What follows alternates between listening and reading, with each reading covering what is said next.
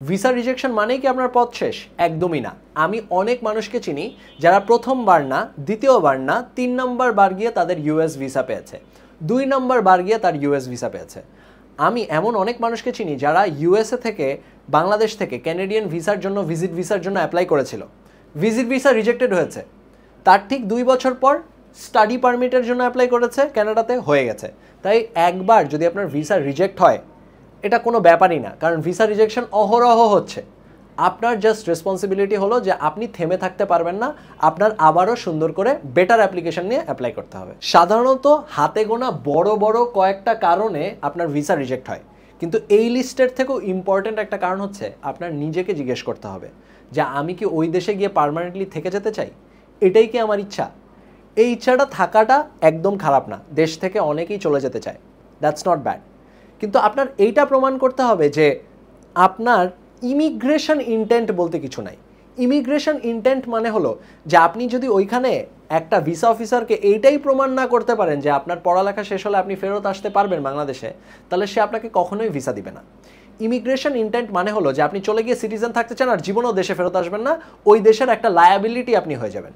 কোনো দেশই আপনাকে লায়াবিলিটি হিসেবে চায় না। তাই আপনার এটা প্রমাণ করতে হবে যে আপনি ওই দেশে গিয়ে পড়ালেখা শেষ করে আবার দেশে ফেরত আসবেন।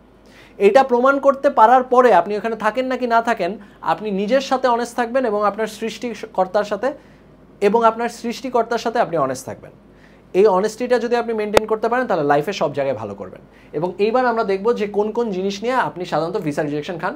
সবার প্রথম হচ্ছে যে আপনার ইনকমপ্লিট অ্যাপ্লিকেশন, একটা ফাইল জমা দিলেন না, রিজেক্টেড। ২ নম্বর জিনিস ইনসাফিসিয়েন্ট ফান্ডস।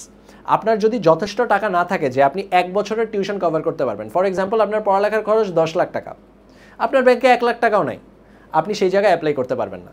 আপনার ১০ লাখ টাকা থাকলেও আমি বলবো যে যত টাকা আপনার খরচ তার ২ গুণ টাকা আপনি অ্যাটলিস্ট ব্যাংকে রাখেন। অনেক মানুষ বলে ভাই ১০ কোটি টাকা, ৩০ লাখ টাকা, এটা কোনো হাতে ধরা নিয়ম নেই। আমার আম্মা এবং আব্বা ক্যানাডিয়ান যে ভিসাটা পেলেন, আমার বাবার ব্যাংকে তখন তার যে রিকোয়ারমেন্ট, আমি একটা রাফ নাম্বার বলছি, ২০-৩০ লাখ টাকার রেঞ্জে বা ২০ লাখ টাকার রেঞ্জে একটা নাম্বার ছিল টেম্পোরারিলি, ওই অ্যামাউন্টটা দিয়ে হয়ে গেছে।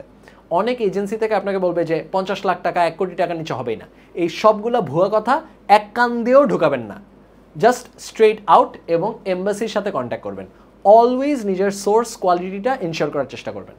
এরপরে স্টাডি ইন্টেনশন, যেটা ইমিগ্রেশন ইন্টেন্ট নিয়ে কথা বললাম সেটাই। অনেক মানুষ পড়ার কথা বলে গিয়ে কাজ করতে চলে যায়, বা ইমিগ্রেশন ইন্টেন্ট নিয়ে তারা অ্যাসাইলামে ক্লেম করে যে আমি আসছি আপনার দেশে, আমার দেশে অনেক ক্ষতি আছে, আমি দেশে ফেরত যেতে পারবো না। এই যে ইমিগ্রেশন ইন্টেন্ট, এই জিনিসটাকে দূরে সরাইতে হবে এবং প্রমাণ করতে হবে যে আপনি পড়ালেখার কাজেই যাচ্ছেন। এর পরের জায়গাটা হচ্ছে ফলস ইনফরমেশন। আপনাকে যদি জিজ্ঞেস করে যে আপনি কি কোনোদিন কোনো জায়গা থেকে রিজেক্টেড হয়েছেন ভিসায়, আপনার অবশ্যই সত্য কথা বলা উচিত। আমার এমন পরিচিত অনেক স্টুডেন্ট আছে যারা প্রথমবার ভিসা রিজেক্টেড হয়েছে, পরের বার তাদেরকে জিজ্ঞেস করছে তুমি কি ভিসা রিজেক্টেড হয়েছো, সে বলছে হ্যাঁ আমি হয়েছি রিজেক্টেড, এবং আমি এই কারণে রিজেক্টেড হয়েছি, কিন্তু এইবার আমি প্রিপেয়ার্ড।